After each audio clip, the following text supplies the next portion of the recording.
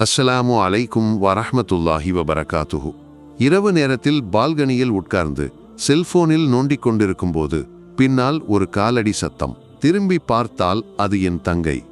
அவள் பால்கனியில் வந்து உட்கார்ந்து வெளியே பார்க்க ஆரம்பித்தாள்.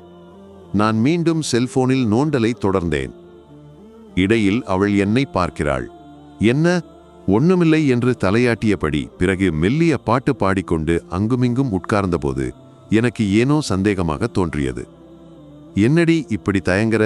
இந்த விஷயத்தை சொல்லு. நான் கொஞ்சம் தீவிரமாகவே கேட்டேன். அது, அண்ணா, உங்களுக்கு ஒரு விஷயம் சொல்லணும். அதைத்தானே நானும் கேட்கிறேன். என்ன விஷயம்? அது, அண்ணா, ஒரு தரை எனக்கு பிடிச்சிருக்கு. அண்ணா, அதை அப்பாவிடம் சொல்லணும். அப்பா புது மாப்பிள்ளை பார்க்கிறாரு. தயங்கியபடியே அவள் விஷயத்தை சொன்னாள். திடீரென அவள் இப்படி சொன்னபோது நான் ஒரு நிமிஷம் அதிர்ந்து போனேன். இத்தனை நாளாக நானே அறியவில்லை. இல்லையே, நான் ஒரு அண்ணனாயிருந்தும் என்ற எண்ணம் என் மனதில் தோன்றியது. யார் அவன்? உள்ளுக்குள் இருந்த கோபத்தை முகத்தில் காட்டாமல் கேட்டேன். அண்ணா, அவனை தெரியும். அண்ணாவோடு படிச்ச ஷாஃபி. அவனுடைய பெயரை கேட்டதும் மறுபடியும் அதிர்ந்து போனேன். கல்லூரியில் நாங்கள் நெருங்கிய நண்பர்களாக இருந்தோம். படிப்பு முடிந்த பிறகு அவன் வேலைக்காக கல்ஃப் நாட்டுக்கு போயிட்டான்.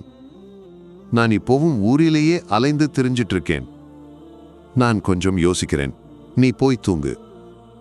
அன்று இரவு படுத்தும் தூக்கம் வரவில்லை. அவளிடமிருந்து அவனுடைய நம்பரை வாங்கினேன். அவனை பார்க்க அவனுடைய ஊருக்கு போனேன். என்னை பார்த்தவுடன் ஓடி வந்து கட்டிப்பிடித்தான். டே சாலி, உனக்கு ஒரு மாற்றமும் இல்லையேடா. அவன் அப்படி சொன்னபோது பழைய நட்பு உணர்வு ஏனோ தோன்றவில்லை. மாறாக கோபம்தான் வந்தது. அதெல்லாம் அங்கே இருக்கட்டும். நேற்று ஷானி என்கிட்ட ஒரு விஷயம் சொன்னாள். அதை தெரிஞ்சுக்கத்தான் வந்தேன். அதை கேட்டு அவன் அதிர்ச்சியடைவான் என்று நினைத்தேன். ஆனால் அவன் சிரித்தபடி பதில் சொன்னான். டே, அது விஷயம். அவளை எனக்கு ரொம்ப பிடிக்கும்.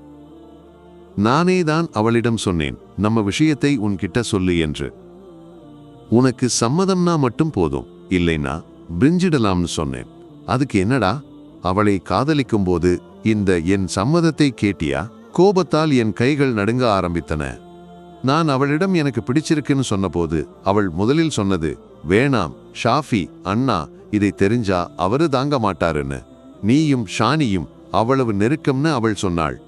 சந்திச்சா நானும் அவளும் பாம்பும் பூனையுமாயிருந்தாலும் அவளுடைய ஒவ்வொரு குறும்புக்கும் நான் தாங்குவேன்.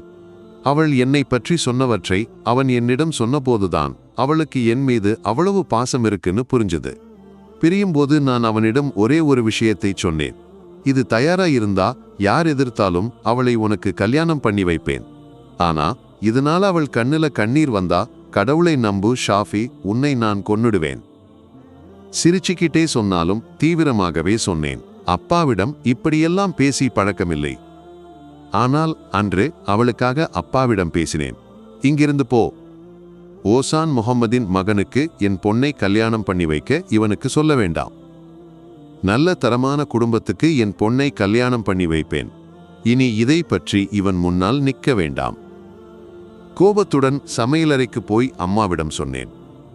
மம்மதுக்கா ஒரு வேலை பார்த்தாரு. திருட்டு தொழிலுக்கு போகல. பிறகு தரம்னு பணமும் செல்வமும் பார்த்து பொண்ணை வித்து கௌரவம் காட்டும்போது ஒரு விஷயத்தை யோசிச்சா நல்லது. அவள் அங்கே சந்தோஷமா இருப்பாளா இல்லையான்னு அப்பா கேட்கும்படி உரத்த குரலிலேயே சொன்னேன். ஓசான்னு சொல்லி குறைவா பார்க்கலையா? அவருக்கு என்ன குறை? நீங்களும் நானும் வாழ்ந்து வர்ற இந்த உலகத்துல தானே இருக்காரு. நல்ல மரியாதையா வாழ்ந்துட்டு இருக்காரு. பிறகு ஷாஃபி, இப்போ அவன் ஓசானின் வேலையெல்லாம் பார்க்கல. ஷானிக்கு பிடிச்சிருந்தா அவளுக்கு நிக்கா நான் நடத்தி வைப்பேன். அதுக்கு பேர் தரம் உடைஞ்சு விழுதுன்னா அப்படியே விழட்டும்.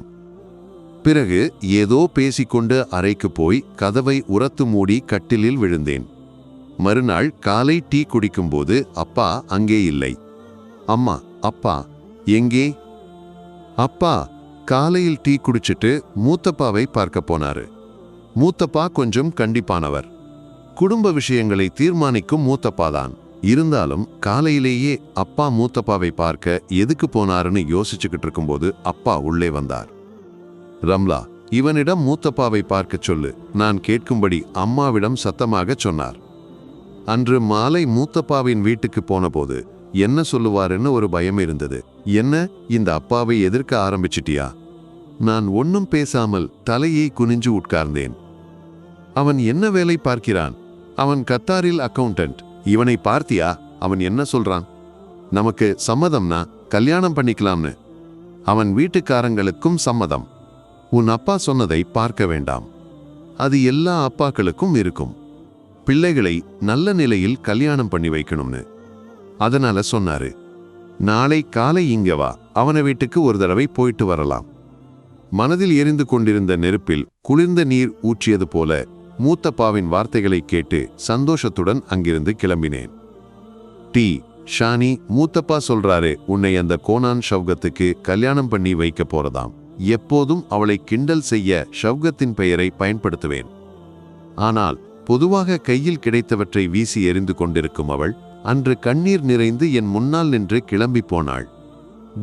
மூத்தப்பா நாளை ஷாஃபியின் வீட்டுக்கு போகச் சொல்லியிருக்காரு. அப்பாவுக்கு சம்மதமாம். கண்ணீர் நிறைந்த கண்களுடன் அவள் என்னை ஒரு முறை கட்டிப்பிடித்து நிறைய அழுதாள். பிறகு எல்லாம் வேகமாக நடந்தது. நிச்சயதார்த்தமும் கல்யாணமும் எல்லாம் விரைவாக முடிந்தது. ஊரில் உள்ள சிலருக்கு ஓசான் முகம்மதின் மகன் அலி ஹாஜியின் மகளை பெற்றது ஏதோ ஆச்சரியமாக இருந்தது.